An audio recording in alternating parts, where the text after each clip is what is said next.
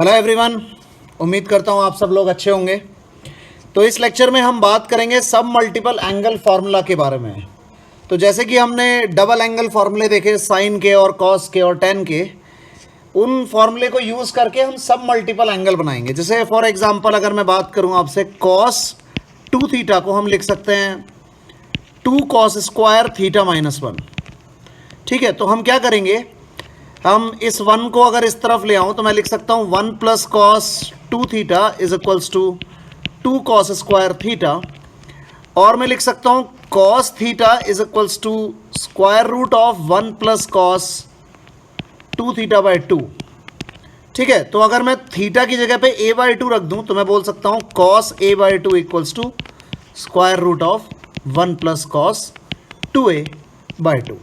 ठीक है, तो अपन ने हाफ एंगल फॉर्मूला यहां पर जनरेट कर लिया कि कॉस a बाई 2 को कॉस a की टर्म में हम किस तरह से लिखने वाले हैं। ठीक है, तो इस तरह के फॉर्मूलेज हम लिखेंगे इस लेक्चर के अंदर और देखेंगे उनके ऊपर कुछ बेस्ड सवाल। ठीक है, तो मेरे हिसाब से आप सब वो फॉर्मूले प्रूफ कर पाएंगे यूजिंग दीज डबल एंगल फॉर्मूले। तो हमारा जो पहला सब मल्टीपल एंगल फॉर्मूला है वो है 1 प्लस कॉस 2 थीटा को अगर मैं लिख सकता हूं वो है 2 कॉस स्क्वायर थीटा। तो हमारे पास जो कॉस थीटा है वो है square root of 1 plus cos 2 theta by 2। तो जो पहला फॉर्मूला बन गया हमारे पास वो बन गया हमारे पास cos a by 2 is equals to square root of 1 plus cos a upon 2। ठीक है, तो मैं ये जो उसका प्रूफ है उसको हटा देता हूं और हम केवल फॉर्मूले लिखेंगे और फॉर्मूले ही याद रखेंगे। तो कॉस a बाई 2 आ गया हमारे पास 1 प्लस कॉस a अपॉन 2। दूसरा जो सब मल्टीपल एंगल फॉर्मूला हम लिखेंगे वो लिखेंगे साइन a बाई 2 का। तो साइन a बाई 2 क्या आ जाएगा, वो आ जाएगा square root of 1 minus cos a by 2। ठीक है, तीसरा जो सब मल्टीपल एंगल फॉर्मूला लिखेंगे वो हम tan a बाई 2 का लिखेंगे और tan a बाई 2 में फर्स्ट फॉर्मूले में सेकंड फॉर्मूले में फर्स्ट फॉर्मूले को डिवाइड कर देते हैं। तो हम लिख सकते हैं tan a by 2 is equals to square root of 1 minus cos a upon 1 plus cos a। ठीक है, मेरे हिसाब से ये तीन फॉर्मूले आपको क्लियर हो गए होंगे कि किस तरह से मैंने लिखे हैं। ये तीनों फॉर्मूले हमें याद रखने हैं दोनों डायरेक्शन में। जो फोर्थ फॉर्मूला हम लिख सकते हैं वो लिख सकते हैं हम, पहले मैं इसका प्रूफ बता देता हूँ फिर अपन फॉर्मूला याद रखेंगे। तो जैसे मान लीजिए कि हमें लिखना है 1 प्लस साइन a का कोई फॉर्मूला, तो क्या करते हैं, इस 1 को हम लिख सकते हैं sign square a by 2 plus cos square a by 2 plus, और इस साइन a को लिख सकते हैं हम 2 sine a by 2 into cos a by 2। यहां तक ठीक है। तो ये हमारे पास बन गया 1 plus sine a is equals to sine a by 2 plus cos a by 2 whole square. ठीक है, तो अगर दोनों साइड पे स्क्वायर रूट लें तो हम लिख सकते हैं sine a by 2 plus cos a by 2 equals to square root of 1 plus sine a। तो मैं इस फॉर्मूले को लिखने वाला हूं अभी। तो फॉर्मूला नंबर 4 हो गया हमारे पास, mod of sine a by 2 plus cos a by 2 is equals to square root of 1 plus sine a। और सिमिलरली एक और फॉर्मूला लिखा जा सकता है, that mod of sine a by 2 minus cos a by 2 is equals to square root of 1 minus sine a। ठीक है, मुझे उम्मीद है आपको यहां तक समझ में आ गया होगा। अब एक चीज और मैं यहां पर इस ऐड करना चाहूंगा इन फॉर्मूलेज में कि हमने देखा कि फॉर्मूले नंबर 1 में राइट साइड में स्क्वायर रूट है। ठीक है, अगर राइट साइड में स्क्वायर रूट है तो ये वाली जो वैल्यू होगी, ये वाली वैल्यू हमेशा पॉजिटिव होगी। तो इसको मैथमेटिकल करेक्टनेस के लिए हम यहाँ पर एक मॉड लगा देंगे। ठीक है, क्योंकि ये हमेशा राइट साइड हमेशा जो है वो पॉजिटिव होगी, तो लेफ्ट साइड भी हमेशा पॉजिटिव होनी चाहिए। इसी तरह से दूसरे फॉर्मूले के अंदर हम यहाँ पर मॉड लगा देंगे और इसी तरह से तीसरे फॉर्मूले में हम यहाँ पर मॉड लगा देंगे। ठीक है, तो अब ये फॉर्मूले जो है a की हर एक वैल्यू पर जहां जहां पर भी ये फंक्शंस डिफाइन है वहां पर ये फॉर्मूले एकदम करेक्ट है। ठीक है, तो आपको पता चल जाएगा, अगर सपोज करिए cos a बाई 2 अगर पॉजिटिव है तो मॉड लगाने का कोई मतलब नहीं है। अगर cos a by to negative है तो mod cos a by to को हम minus cos a by to भी लिख सकते हैं, ठीक है। उसी तरह से sin a बाई टू और tan a बाई टू के केस में हम डिफाइन करेंगे, ठीक है। तो ये हमारे 5 इंपॉर्टेंट सब मल्टीपल एंगल फॉर्मूले हो गए। इसके अलावा हम कुछ और फॉर्मूलेज भी लिख सकते हैं, जैसे हम फॉर्मूला नंबर 6 डिफाइन कर सकते हैं। सपोज करिए कि tan a बाई टू इसका जो वैल्यू हो जाएगा वो हो जाएगा 1 minus cos a upon sine A. और ये क्यों सही है? बिकॉज अगर 1 माइनस cos a का फॉर्मूला लिखूं मैं तो ये हो जाएगा 2 sine square a by two upon 2 sine a by two into cos a by two. और अगर टर्म्स को कैंसिल करें 2 से 2 कैंसिल हो जाएगा, साइन a बाई टू से एक पावर कैंसिल हो जाएगी, तो ये जो वैल्यू है ये tan a बाई टू के इक्वल होगी, ठीक है। तो ये एक फॉर्मूला भी आप याद रख सकते हैं कि tan a बाई टू का जो वैल्यू है वो 1 minus cos a upon sign a के इक्वल है। इसी तरह से हम ये भी बोल सकते हैं कि जो cot a बाई टू होगा वो किसके इक्वल हो जाएगा? वो हो जाएगा 1 plus cos a upon sign a के इक्वल हो जाएगा। उसी तरह से जिसमें अपन 1 प्लस कॉस a का फॉर्मूला लिखेंगे और उसको लिख देंगे 2 cos square a by two और साइन a को हाफ एंगल में लिखेंगे तो ये फॉर्मूला हमको दिख जाएगा। तो ये 7 इंपॉर्टेंट फॉर्मूले हैं हमारे पास सब मल्टीपल एंगल में, ठीक है। मुझे यकीन है आपको ये मॉड का कॉन्सेप्ट समझ में आ गया होगा कि मैंने ये मॉड क्यों लगाया, क्योंकि राइट साइड इस केस में हमेशा पॉजिटिव है तो हमें लेफ्ट साइड को भी हमेशा पॉजिटिव रखना पड़ेगा, ठीक है। ये सारे फॉर्मूले 7 फॉर्मूले अगर आपको समझ में आ गए हैं तो कुछ क्वेश्चन कर लेते हैं इनके ऊपर। तो क्वेश्चन नंबर 1 है, if sine alpha equals to -3/5 where alpha belong कर रहा है in the interval pi to 3π/2, then find the value of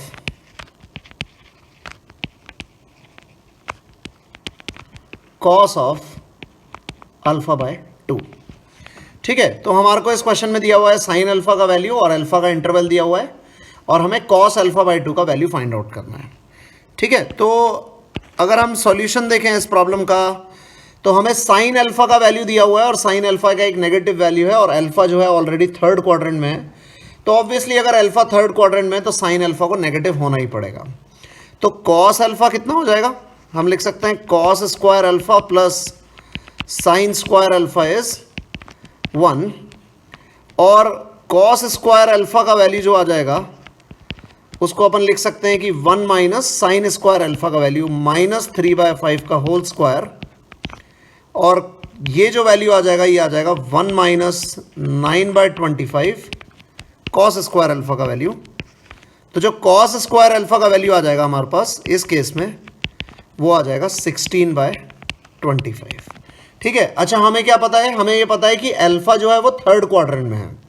अगर अल्फा थर्ड क्वाड्रेंट में है तो कॉस अल्फा पॉजिटिव होगा या नेगेटिव होगा? हमें याद है, अगर आपको याद होगा कि मैंने डिफाइन किया था कि फर्स्ट क्वाड्रेंट में सारे ट्रिग्नोमेट्रिक फंक्शन पॉजिटिव होंगे, सेकंड क्वाड्रेंट में केवल साइन और कॉसेक पॉजिटिव होंगे, थर्ड क्वाड्रेंट में केवल टैन और कॉट पॉजिटिव होंगे और फोर्थ क्वाड्रेंट में सीकेंट और कॉस पॉजिटिव होगा। तो हमारे को जो एंगल अल्फा दिया हुआ है ये थर्ड क्वाड्रेंट में दिया हुआ है और थर्ड क्वाड्रेंट में केवल टैन और कॉट ही पॉजिटिव होते हैं और कॉस क्या होगा थर्ड क्वाड्रेंट में? कॉस का वैल्यू हो जाएगा नेगेटिव। तो जो कॉस अल्फा आएगा वो आ जाएगा हमारे पास -4/5 इसका स्क्वायर रूट और नेगेटिव वैल्यू लेंगे। अब हमको किसका वैल्यू चाहिए? अब हमको वैल्यू चाहिए कॉस अल्फा बाय 2 का। और कॉस अल्फा बाय 2 अगर अल्फा इस क्वाड्रेंट में है, जैसे मान लीजिए कि अल्फा हमें दिया हुआ है less than 3π/2 and greater than pi, तो अल्फा बाय 2 क्या हो जाएगा? अल्फा बाय 2 हो जाएगा ग्रेटर देन π/2 लेस देन 3π/4। तो जो कॉस अल्फा बाय 2 है वो हमारा सेकंड क्वाड्रेंट में आ जाएगा अल्फा बाय 2 एंगल। तो कॉस अल्फा बाय 2 भी एक नेगेटिव वैल्यू होगी।